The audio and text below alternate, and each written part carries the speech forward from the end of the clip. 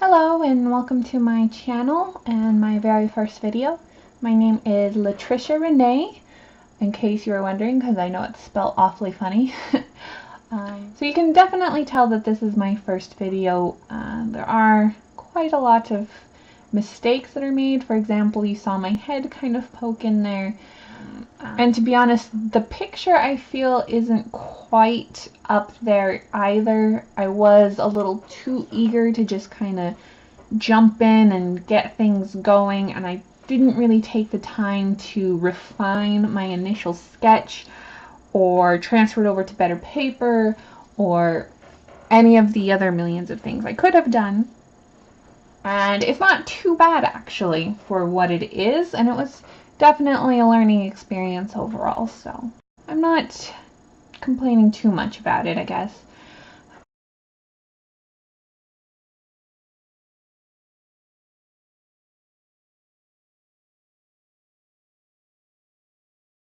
This mermaid is, I've kind of nicknamed it the Blushing Mermaid.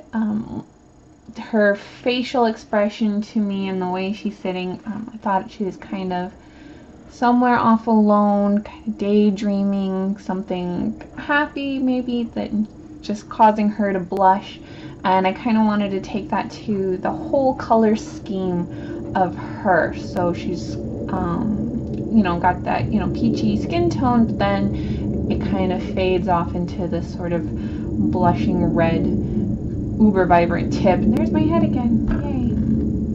At first I wasn't really sure what to do about the hair color, but then I decided to just go ahead and carry the whole color scheme of her body and treat her hair like it was an extension of that. So I did it kind of a base color, a peachy color similar to her skin tone, and then later on you'll see me do the tips in red as well. And here I am going in with purple for the background. I had absolutely no plan going into this, and I think that's one of the biggest downfalls for this piece, is I just had almost no plan at all. So I'm just kind of going in with a purple because I thought, oh well, she's so red and peachy, I should do like a cool tone in the background to help her pop. But I did it very lightly because I was really non-committal and I just wasn't really sure about it, which I did end up actually changing it later on, so it's probably a good thing I went so light with it. I wish I brought some water in here with me. Oh well. I hope my voice doesn't sound too craggly. There again in the back, this time I've just taken a darker, more gray kind of purple color to push those areas back even further and create kind of like a cave look.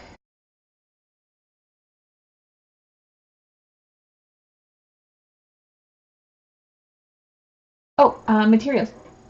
So I'm using the Sakura Koi travel palette. I forget what it's called, but it's the 24 palette that comes with the water brush. I have played with the water brush a bit, but I mean, it's really great when you're on the travel, but I feel like if you're home and you can use regular brushes, they do give you a bit more control. Maybe it's just because I'm not used to it very much, but I do feel like I get more control with just using the regular brushes and dipping them into the water. Of course, you could use the water brushes that way and, you know, not worry about the squeezing the water out, just dip them into water. So there's that too.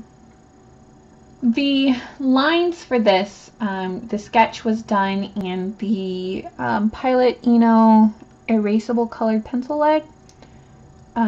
Normally for a watercolor piece, especially one where I'm sketching directly onto the paper that I'm going to be using, I would actually do the initial sketch in watercolor pencils, in like a light watercolor pencil. That way, as I'm painting, the pencil, the sketch or whatever, ends up fading out into the picture. I unfortunately didn't do that for this because, like I said, I had zero plan. This was just a sketch pulled out of my sketchbook, and as you can see, the sketch is even crazy rough because I was so heavy-handed and I was erasing and redrawing so much that it kind of started to deteriorate. So as you can see here, I did decide to go ahead and zoom in. One of the hardest parts about doing this was because it's a watercolor piece and I had it taped down to the desk. I couldn't move it around at all, and then also the camera was there, which I'm not used to there being a camera and having to be aware of it, which is why you can see my head poking in and out throughout the whole thing, and it was just awkward. The next piece that I ended up doing for this is Copic markers, so I didn't have to like strap it down, so I was able to move it around freely, and I feel like it came out a little bit better because of that. But I did try to zoom in out a little bit here and there so you guys could actually see what I'm doing, but it definitely needs improvement. Here I am inking the piece, and that is a Copic Multiliner. I'm not sure why I decided to use the Copic Multiliner. It's a new one that I got for it's the 0.01 size in black, and I guess I liked how thin it was, although I pressed kind of hard, so the thinness isn't as noticeable compared to like I have the 0.3s. When I first started painting, I didn't know if I was going to ink her or just use the initial sketch for the lines, but after laying down my initial colors, I decided to go ahead and ink her because her face and eyes especially, I felt really needed that extra definition. But I only inked the mermaid herself and not the background because I thought it would help her pop. I'm really not happy with the way that fin came out. It's supposed to have like a ruffly edge, and the sketch was so rough that when I went in to ink it, it wasn't there, and so I'm not really happy with the way that came out.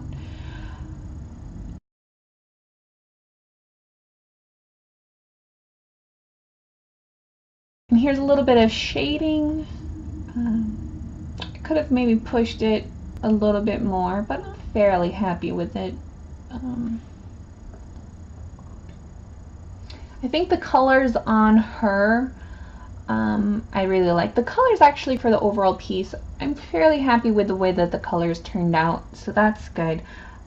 It's just the sketch itself, the base, I really should have spent more time on that, but like I said, I was just too eager to jump in there and get it done, and oh well, it is what it is. Consider it lesson learned. I did have a lot of trouble here with the lighting.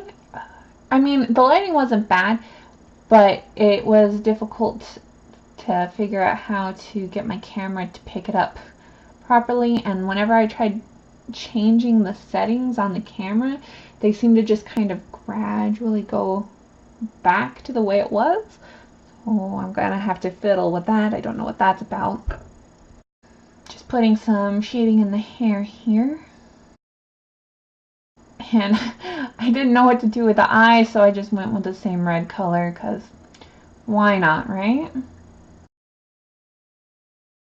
And here I am adding a little more blush to her chest, because that was the one thing that I knew I wanted for this picture. Is I knew I wanted her to be blushing very much. So on the face and on the chest, at least I got that in, and I think it's pretty clear in the picture. In real life, you can see that she's definitely blushing. Adding some shading to the tail, which is very faint. You can't really see it very well. Here I am going back in with some darker colors for the background again, just to push it back. And you'll see eventually I figure out what I'm going to do, and I think it turns out alright, but you'll see.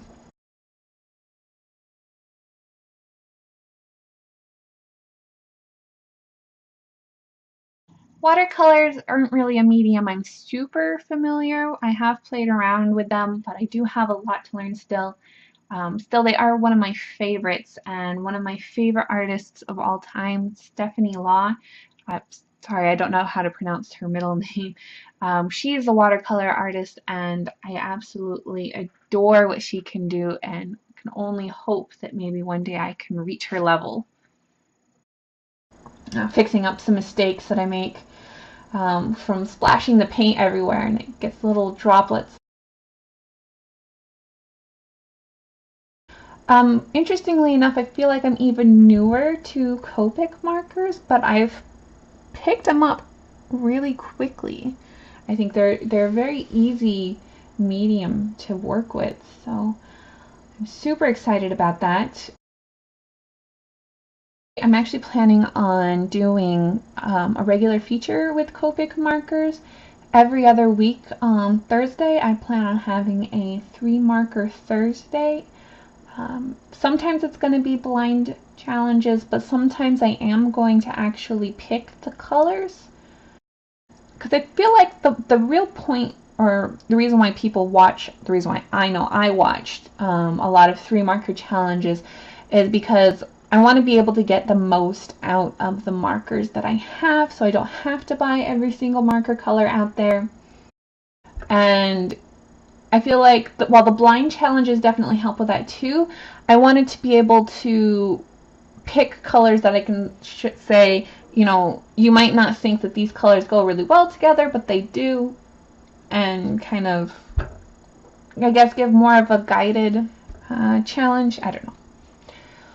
So actually the next piece that is going to be uploading this Thursday is going to be a 3-marker Thursday piece where I did choose the 3 colors, but it turned out pretty well, I think. So I hope you'll subscribe and look forward to that. Yeah, got a plug. Okay, so here as you can see, I finally decided what I was going to go ahead and do with these pillars, and I was inspired by another artist on YouTube that I watch a lot, Nikki Napalm.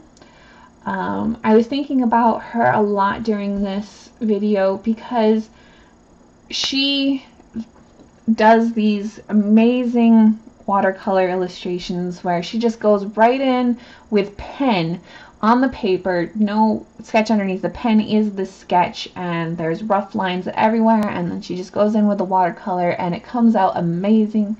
And I was really hoping I could kind of channel that because I wasn't happy with the initial sketch, and it felt rough and messy, and I just wanted to be able to kind of channel her a little bit. And so I used a technique that she does a lot in her images where she just kind of lays these colors down and lets them blend into each other.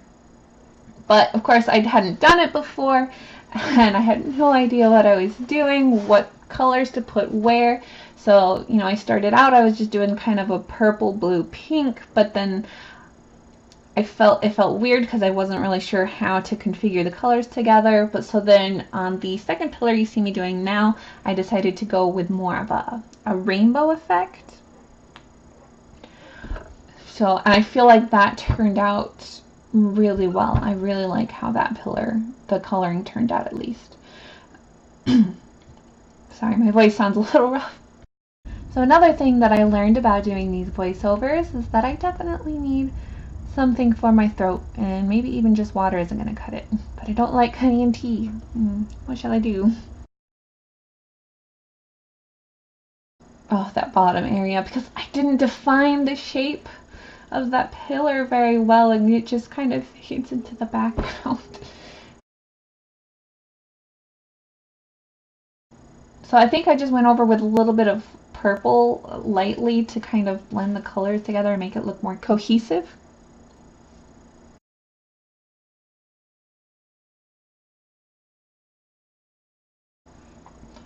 And now this pillar decided to do something a little bit different. I wanted to add in some more green because I really liked that sort of dark grayish blue green color, it reminded me of some gemstones. I'm blanking on the name at the moment, but so I wanted that feel for the back pillar there. And, you know, just to be different, because we had like a blue, purple, pink one, and then we had a rainbowy one, so I wanted kind of more of a green and blue one. And some purple too. Because that's kind of a more unifying color, I feel like, for the background. There's a lot of purple in it. I love purple. I also do the same thing to the background with the multicolors kind of fading into each other, and I just did it darker again to try to push it back some into the background, but so that it looks like the whole cave is made with these kind of multicolored crystals. Here I decided to go ahead and ink the pillars because I felt like they did need a little bit of definition that I just wasn't giving them. I think it turned out all right. Later on I add white, and thinking about it now, I wish I just kind of outlined them in the white pen instead of the pink. But it is what it is. Like I said, this whole thing was definitely a learning experience, and now I know better, a little bit better for next time, I think. And really the biggest thing that I learned, again, was just I definitely need to plan more. So here I am going into the background now, adding the darker colors so it fits in with the rest of the picture, I think.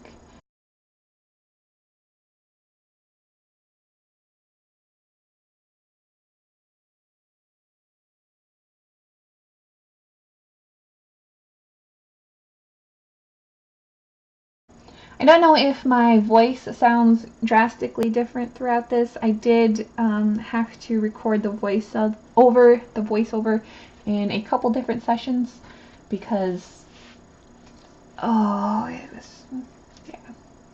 I've been having a lot of trouble with this first process, trying to figure out how everything works, the editing program, and it's just been very frustrating. But that's what happens, I suppose, when you're new to it. And now that I've got my first video out of the way, I've got most of the issues figured out, and I'm ready to kind of move on and grow, I guess.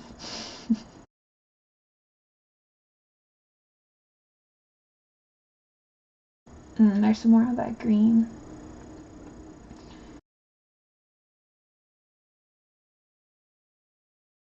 Not the best idea to put it next to that reddish color, so I just kind of go in with some others to kind of separate it out a little bit so it wouldn't get too muddy.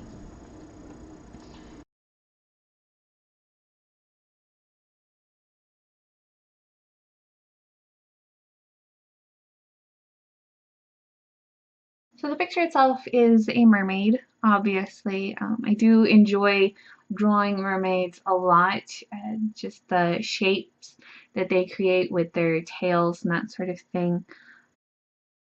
I do sort of like how it turned out, but during the process, I felt like I had no idea what I was doing, where the colors would go, what colors to use. So it was pretty frustrating.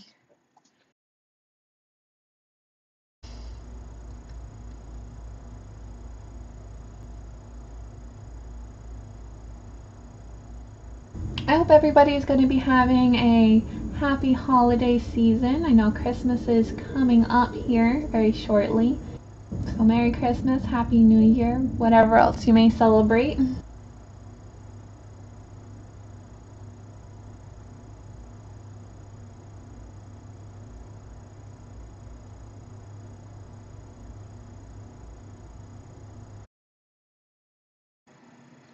While I do think it's clear that there is a lot of room for improvement, I am very excited to be making these videos. I've already got some others in progress as we speak, and I'm really excited about showing them. I hope that I can learn from my mistakes and do much better, and I hope that you'll continue to watch me.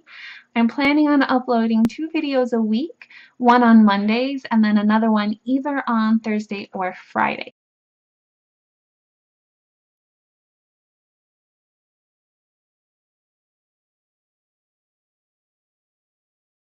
This video is quite long, much longer than I was anticipating it being. My goal is to try to stick to around 15, maybe 20-minute videos. I know these gaps of silence here and there are a little annoying, but sometimes it can be difficult to think of what to say. I am very new to this, so hopefully that's something that will come with practice. I may offer some real-time videos in the future if people want that sort of thing, but for now I feel I prefer to offer sort of format that I tend to like watching, which is I like to watch the shorter time-lapse videos with commentary, so I am trying to put in the effort to have good commentary, although I will say it is quite difficult, much more difficult than I thought it would be. So let me know down below what you think. I welcome constructive criticism very much so for art, video, whatever you want to comment on. I do appreciate it very much. If you feel that you would like to see some more videos from me and hopefully watch me improve, I would definitely appreciate it if you want to subscribe to my channel or give me a like. You see me tapping it down to dry it. And wow, okay, that got bright. This is actually much closer to the colors in real life, although not quite. As I said, I've been fighting with my lighting and camera settings throughout to get a good representation of the image, but for some reason it just would not stick. And here I am going in with that white pen. Like I said, I kind of wish that I had just outlined the pillars and the white pen instead of the pink. But again, I had no plan for this. I was just kind of making it up as I went. So it is what it is.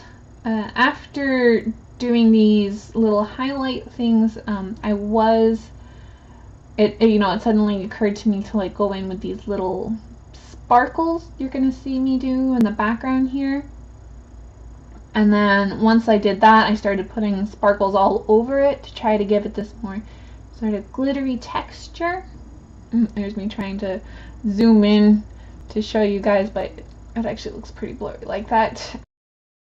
Because I'm zoomed in and I forgot about it, I end up doing a bunch of the dotting and sparkleizing down on the bottom where you can't see off camera, because I'm a genius.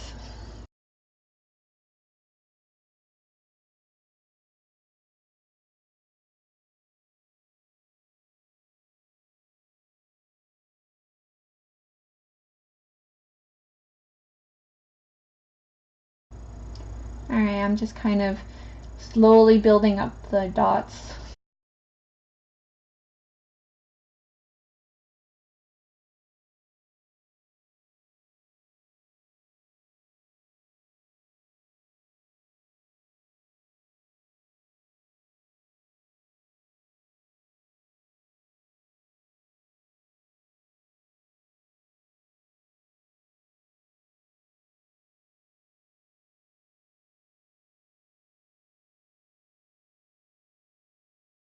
Adding little highlights to her face. I tried adding little highlights to the rest of her, but she's so pale already it didn't actually show up. So, oh well.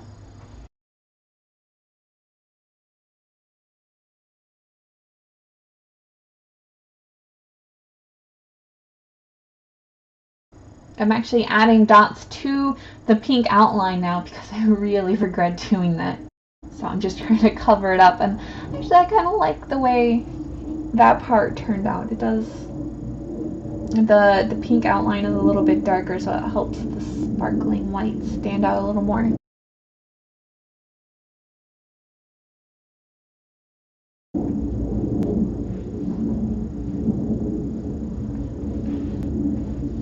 The hardest part about adding these little specks manually is going for a more random feeling. It's hard to make it look natural. One of the things I've learned while doing this is just how easy it is to forget the camera and get caught up in what you're doing, and then suddenly you've got really poor footage and your head is poking in the frame and all that good stuff.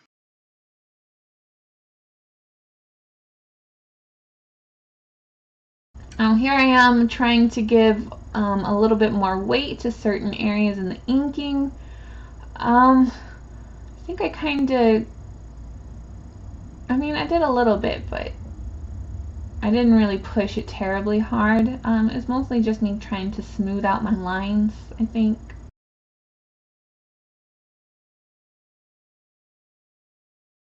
And here's close-ups of the finished piece. I hope you like it. As I said, I'm hoping I can give you even better images in the future, but I think for what it is, it actually turned out pretty nice.